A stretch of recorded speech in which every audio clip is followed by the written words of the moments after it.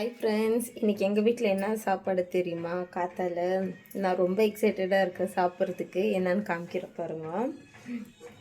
ஏதோ கரண்டி, இது கருவாடு கொழும்பு.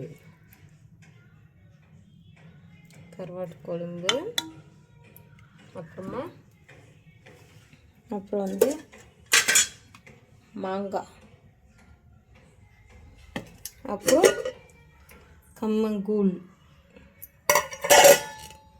என்ன பார்த்தீங்களா?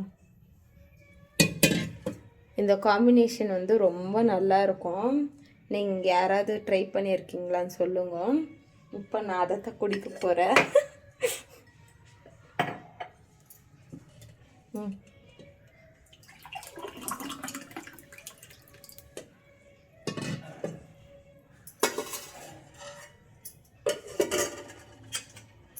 வந்து தொட்டுக்கிறதுக்கு மாங்காய் சூப்பராக இருக்கும் இந்த காம்பினேஷனு. அட்லீஸ்ட் நான் வாரத்தில் ஒரு வாட்டி இந்த மாதிரி பண்ணி சாப்பிடுவேன். ஏன்னா நம்ம உடம்பு நம்ம ஹெல்த்தியாக வச்சுக்கினா தான் நாளைக்கு நம்மள பார்த்துக்கிறதுக்கு.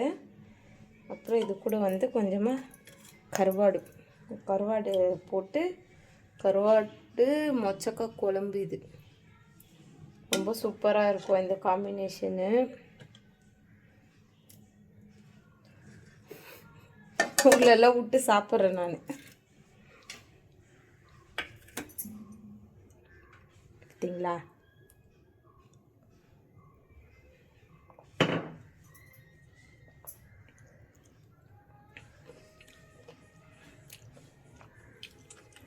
ரியலாகவே பிரியாணி இந்த நான்வெஜ் எல்லாம் விட்ருங்க. நிறைய பேர் பிரியாணின்றாங்க. பட் பிரியாணிக்கு டஃப் கொடுக்குறது இதுதான். நீங்கள் இந்த மாதிரி இந்த மாதிரி ஒரு வாட்டி நினச்சி சாப்பிட்டு பாருங்கள் வீட்டில். ரொம்ப ரொம்ப நல்லா இருக்கும். ஹெல்த்தி கூட உடம்புக்கு. கொஞ்சம் பார்த்து எல்லோரும் ஹெல்த்தியாகவே சாப்பிடுங்க. ஏன்னா நம்ம இன்றைக்கி நல்லா இந்த மாதிரி ஹெல்த்தியாக சாப்பிட்டா தான் நாளைக்கு நல்லா இருக்க முடியும். இப்போ கருவாடு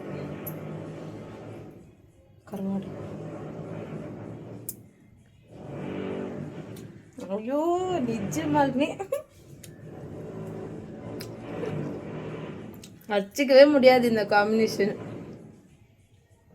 அவ்வளோ நல்லா இருக்கு. நான் விட்டா கொழும்பே நக்கி சாப்பிட்ருவேன். அவ்வளோ டேஸ்ட்டாக இருக்குது கொழும்பு. நானாக வச்சேன்.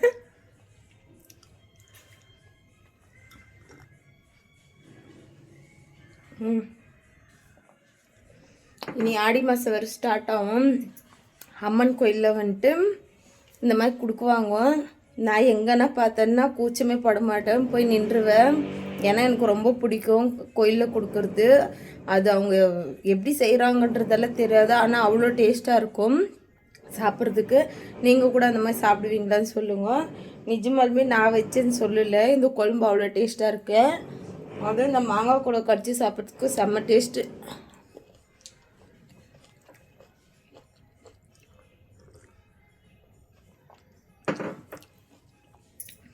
Okay bye.